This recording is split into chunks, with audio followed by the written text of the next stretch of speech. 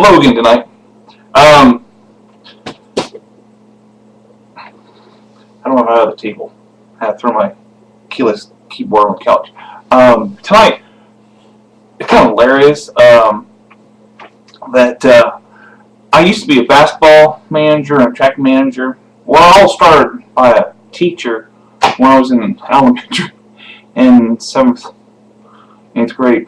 I was at lunchtime, and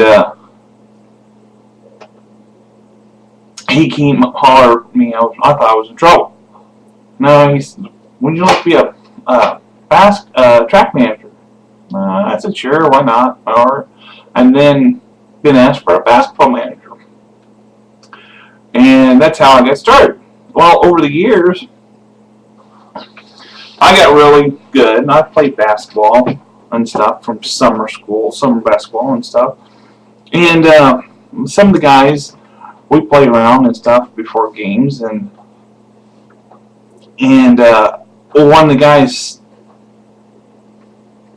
some of the guys know I can shoot the ball from clear across the court to the other side with one hand,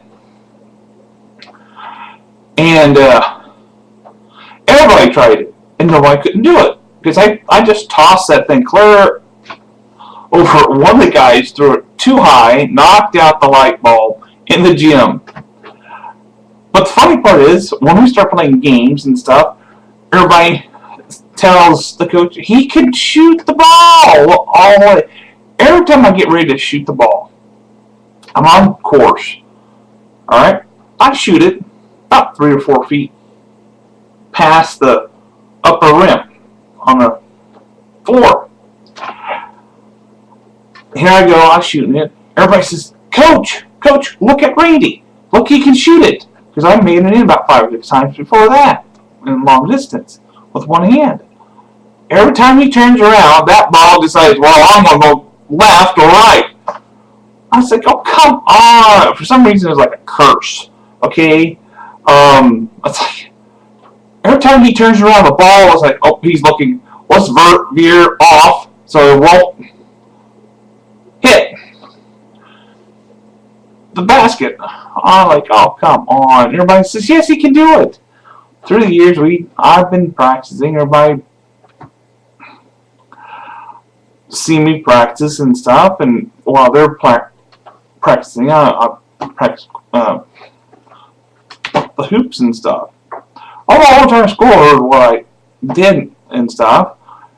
Well, when it was intramurals, okay, everybody says, let Randy shoot the ball.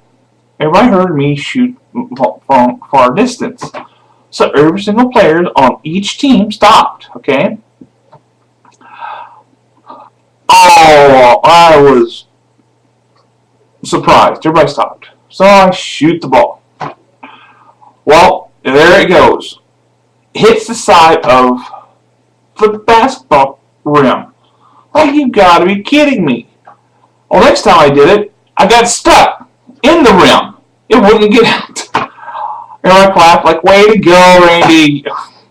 Oh, thanks. Because through all my school years, I did a lot of crazy things to make people laugh. And especially if it rained outside, we played in our gym, okay? Well, one day, we played war ball and stuff. And it was fun. We loved it so much. It was down me and another girl. And we kept missing each other and stuff. And she threw it back and the ball bounced off my ball and stuff. We kept on missing, and then it was about time for us to go back to our class. Our recesses was up. So I threw it at her and knocked her out and stuff, and then another day, another time, some kids got rowdy and stuff, and me and another guy, he joined in. Well, what I did was I got down to, there was a special room in this old gym. It was built back in the 50s, and I took one of those orange cones, stuck over my head, and walked out. Everybody started laughing and stuff. And then the other guy says, let me, hold on. So he got another cone. So what we did is act like rams. We ran at each other and fought each other with the big tall orange cones and stuff. We kept them all laughing and stuff. So then we had to go. But all through the years, I did stuff for like rallies. I put like those paper ribbons around my head as Rambo, and I always kept people laughing and stuff. Never saw people laugh when I do things. It's kind of cool in a way. And then one time there was lunchroom. Okay, we were supposed to stand in line. Well, there were people cutting. Well, this one freshman cut in front of everybody else. And here's like, they're all standing all together. Like, wait a minute, we're not supposed to cut in line here. I told him, I says, cut in the back of the line. He said, this is the back of the line. I said, no, it's not. Cut in the back of the line. The whole column, people sitting in the areas where they're eating lunch and stuff, they're all looking and stuff at me. It's like, cut in the back. It's like, come on. I said, well, look, everybody else is here standing in line. Don't cut in line and talk. So he went back in line. And everybody stood up and clapped and laughed their heads off. It's like, the next day, everybody says, Rainey, are you going to do the lunch line again? I don't know. Well, you want me to? So I make sure everybody can cut in the back of the line. Everybody started laughing and stuff. But there's a lot of things. And then there's one game we went to North Adams. We had a brand new bus. Well, the people were sitting on the bus. We decided getting close to the end, get there to the game where the school is. We all start pounding on the inside of the bus and make them hear all of us and stuff. We made the bus driver upset, but we said, we'll kind of have fun. Gotta have fun somehow and stuff. He said, I know it.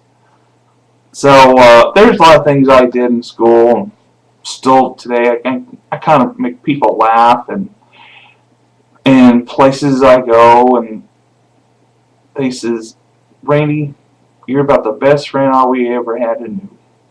Especially places I work, did crazy, keep them laughing and stuff. But if people out there still today, remember the old days in school, if you made them laugh, keep it going. As long as they remember you over the years. Because my ex-wife told me every place she goes, even when we were married, all the words she says is Randy, and people says, I know Randy. I know who you're talking about. Because I helped an elderly lady, and she was the mayor's grandmother I helped. One of the guys I used to work at Lowe's, he worked for an auction company in Monticello. She was explaining to him, I was come over and helping, and she kind of described me. She says, I know him. I worked with him. It's like it doesn't matter who I am or where I am at. People knows who I am by the first name of Randy, and that's all it takes. So just remember, if you're that good of a person to make people laugh, and you never worry about being unknown for all those years, and knowing that you're not a bully, you're just somebody who are a comedy person who can make them laugh, tell stories, and one day they'll say, it's somebody passed away. They'll always wonder where you were. I had a friend of mine who came from Texas one day for a reunion. I was working at Walmart. He says, I was talking about you the other day. I wonder what were you doing? And I said, well, that was a good thing. And I said, oh, luckily you at least remember the good old days, what happened. Kept you happy. He said, yeah, you never let us down. So, ladies and gentlemen, be happy. And days that you think bad days, somehow turn around into a good day. And remember, there's people like us who can still make people laugh and cry. And those who wish to be somewhere out there, make the world change. And maybe one day we'll all have peace somewhere around the world today. So long. Good night.